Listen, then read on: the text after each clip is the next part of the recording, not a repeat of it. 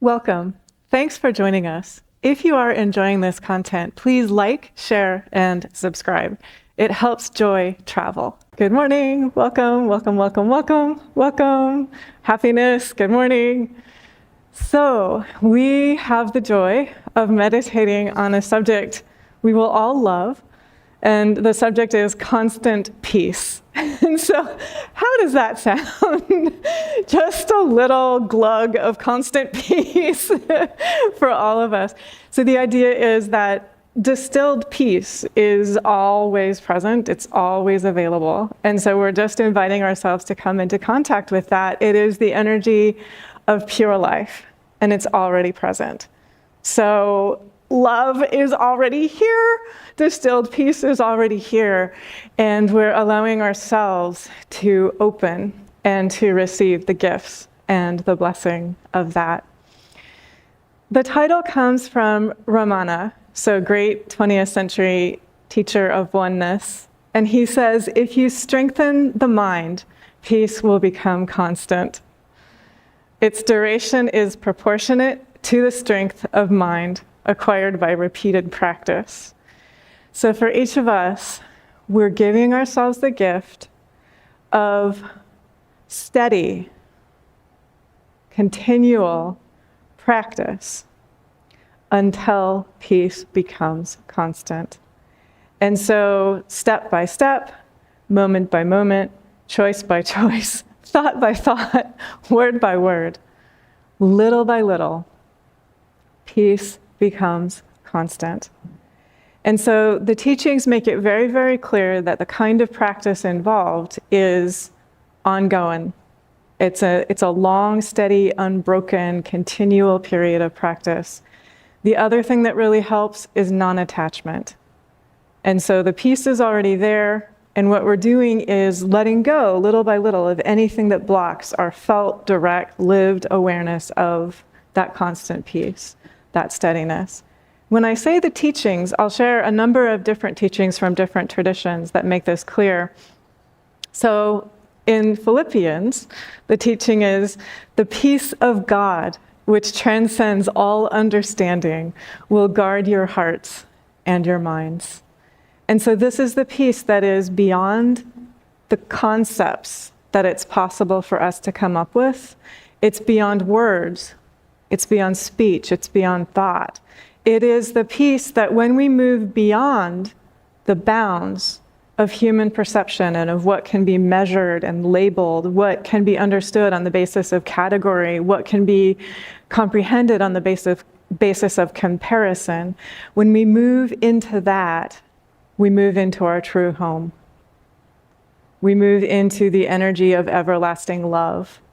And so in case anyone joined a little bit later, we began by meditating on a teaching from Jeremiah, the divine saying to each of us, I have loved you with everlasting love. So everlasting love and constant peace are actually words that point to the same ever-present, ever-available blessing, grace, divine support, reality, which is our own true nature and our own true name. And so the teaching from Philippians, this peace, which is always present, it is beyond all understanding. So what that means is each of us is invited to let go of the walls that we place around our understanding. So let go of the concepts and the labels and the human judgments. Let go of the things that people said to you when you were 5 that still hurt, that you still are carrying, and that are still kind of blocking your awareness of the divine, which is whispering and singing and shouting and saying, I have loved you with everlasting love, despite what those humans said when you were 5 years old. And so for each of us, are we willing to stand in the light and allow the light to melt away those things that we acquired when we were 5 or 15 or 25 or however old those things that we acquired were? They come later. They come after everlasting love. Everlasting love is always there. They're added on to constant peace. And so for each of us, there really is a question, am I willing to let go of identifying with the pain? Am I willing to let go of believing in the limitation? Am I willing to let that go? Am I willing just to allow that to fall away? And so among the things that we're willing to let go of are the assumptions that we have carried and have held close and have worn around our neck. And there's a story that goes back to the Buddha. The Buddha tells this story of a single dad, and it's a really tender story. So the single dad is raising a 5-year-old boy, loves and adores his 5-year-old boy, has to go traveling. He's away for work. While he's away for work, his entire village burns down. And so he comes back home and he sees the ashes of his village and he thinks that his boy is there amidst the ashes. And so he grabs a handful of the ashes, he wears it in a little bag around his neck. And he carries this grief, he carries these ashes of his boy around his neck. And unbeknownst to him, his boy is actually alive. And his boy was captured by the people who burned down the village and is growing up with the people who burned down the village. His boy makes his escape and comes back, knocks on the door of his dad and says, "Dad, I'm here. I made it. I'm here." The father answers the door and says, "You're not my child. This is my child, these ashes that I'm wearing around my neck. You're not my son." And the boy tries again to say, "Dad, this is me. I'm here. I'm here. I'm the truth. Feel me. I'm the truth." And his dad says, "This is my son. These ashes that I'm wearing around my neck." And the boy is not able to get through to his father. And so his son leaves and has to raise himself in this world. And so for that story illustrates that for each of us, we're invited to let go of whatever those walls are, whatever we have held on to, and we have said, no, that's the truth, that's the reality, that pain story, those ashes, that grief that I am carrying around my neck, that's the truth. Such that when the truth comes and knocks on our door, we're not able to open to that truth. We're not able to greet that truth. And so for each of us to just, as we are ready right now in this moment and as we meditate ongoingly, am I willing to let go of the walls that I have placed around my own perception?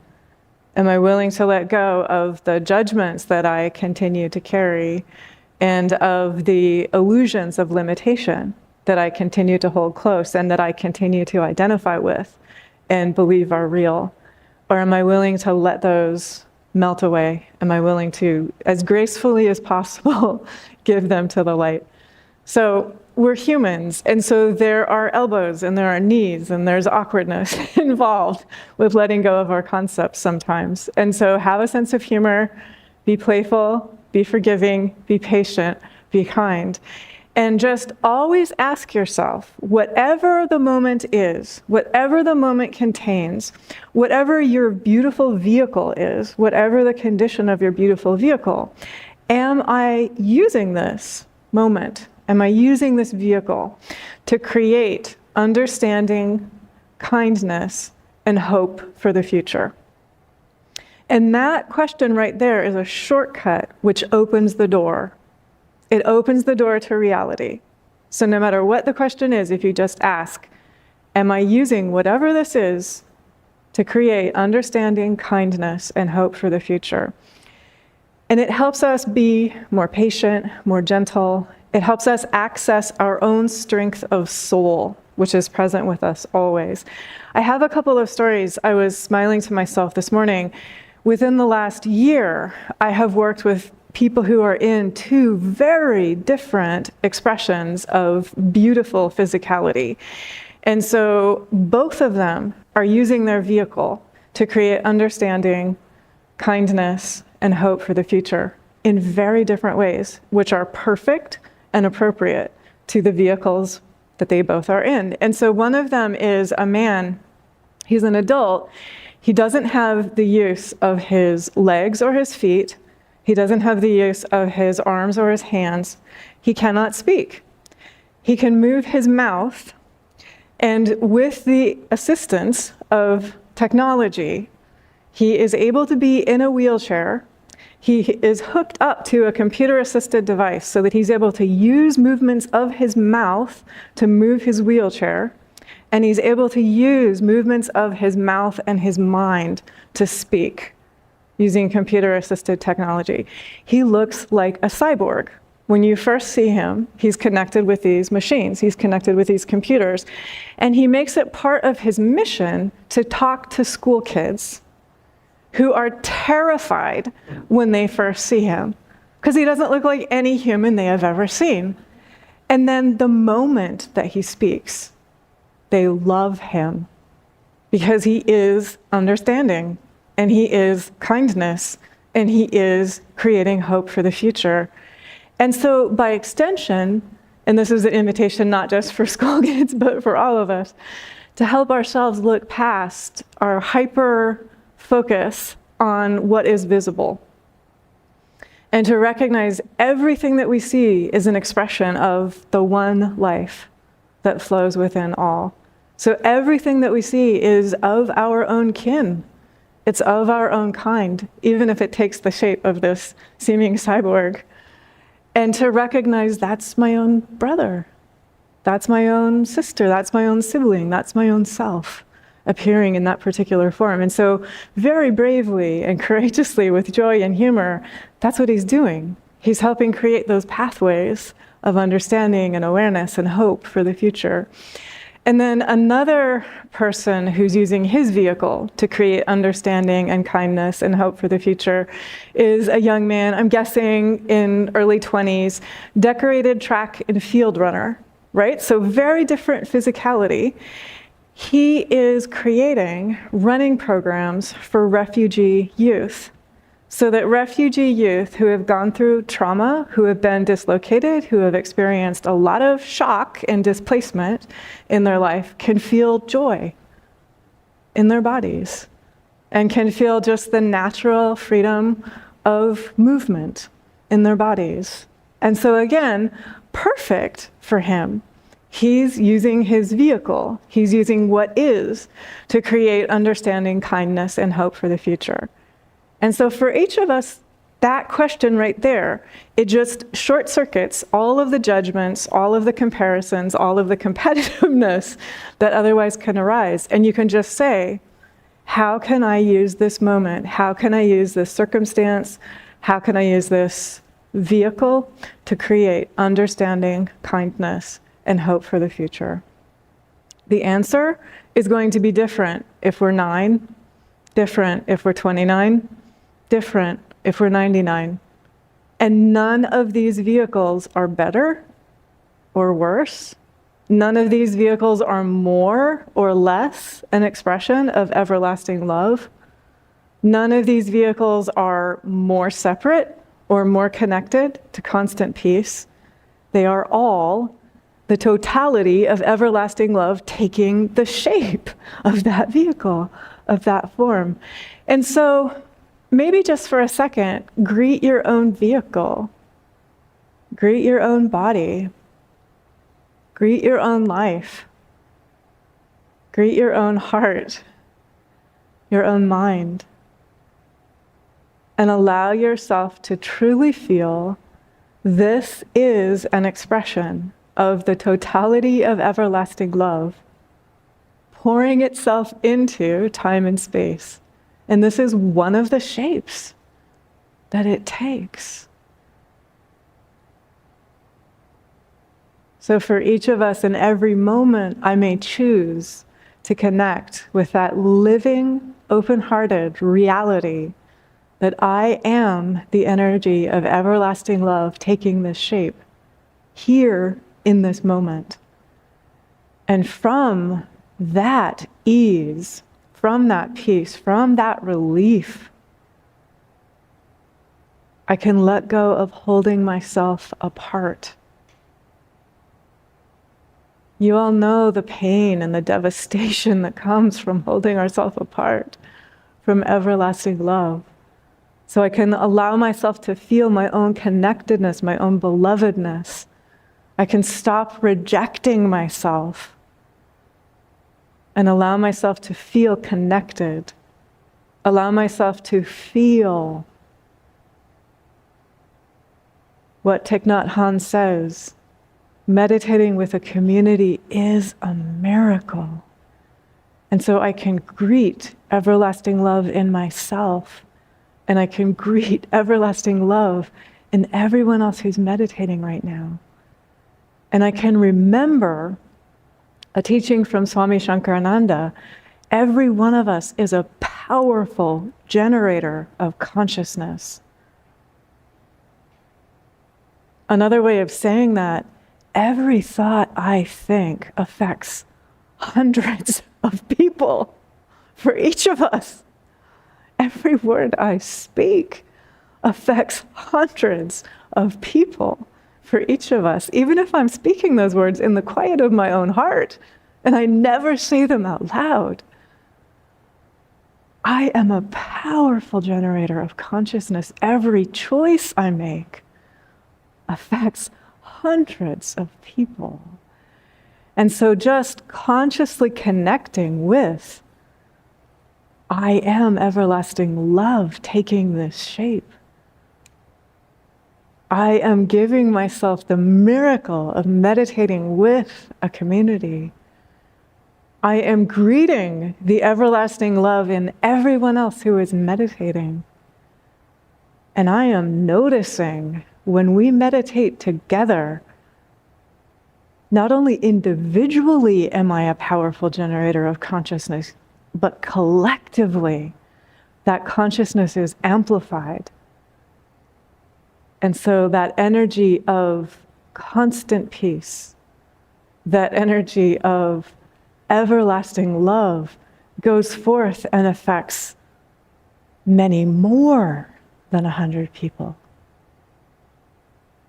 See if you can just allow yourself to feel that. And allow yourself to greet your own body, your own life, as a miracle, as a precious expression of everlasting love, as constant peace taking the form of you and of all of life. And if you like, keep your eyes closed. I'm blinking mine open just to share a couple of teachings from the Bhagavad Gita. So the Bhagavad Gita tells us peace cannot be attained without meditation. And so to just remind ourselves of the importance of meditation. So I shared with you at the outset Thich Nhat Hanh's observation, which is that meditating with a community is a miracle. And I was smiling to myself. I'll ask it in the form of a pop quiz because it might make you grin. So what do Thich Nhat Hanh, St. Francis, and Adi Shankar have in common? You can be quiet and just answer in the quiet of your own heart. So among other things, they all founded a spiritual community, which brings home the truth of another thing Thich Nhat Hanh says, which is we have to meditate individually, we have to meditate together. So the importance of learning the teachings and practicing them individually and practicing them together.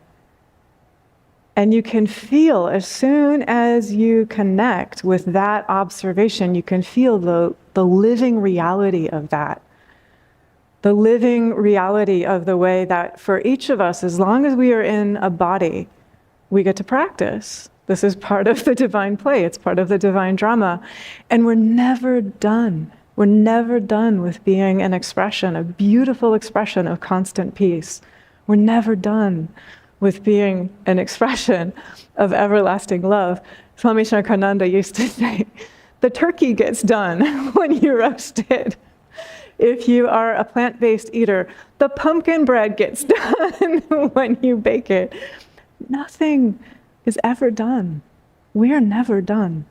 And so until the very last breath that each of us breathes, we're here. We're here to be of service. We're here just simply to present ourselves to the light, to present ourselves to constant peace, present ourselves to everlasting love, and to say, how may I be of assistance? given this, whatever this is, how may I help express understanding? How may I help express kindness? How may I help create hope for the future? Recognizing that as long as we're doing that, it's actually the totality of peace itself. It's actually absolute peace that then is able to share through us because there's no barrier. We've let go of the walls. We've let go of the judgments. We've let go of the separation. We're just open and we're allowing absolute peace to flow through us. I also want to acknowledge, and this is a teaching from the Bhagavad Gita as well. Krishna tells Arjuna in the Bhagavad Gita, control your mind, which is what Ramana is saying right here too. If you strengthen the mind, peace will become constant. So Krishna says to Arjuna, control your mind. And Arjuna's response is so human and so recognizable. I'm sure you've never said anything like this. Arjuna says, the mind is as hard to control as the wind. And Krishna says, and it can be done. And the two teachings that he offers are constant, steady, ongoing, unbroken practice and non-attachment. And so again, this brings us back to a meditation community helps deeply with the constant, steady, unbroken practice. And it helps deeply with the non-attachment as well. Sort of like, I can't see my back right now, but if I ask you, you can see my back. And so it's like that community has your back, the same way that the divine has your back.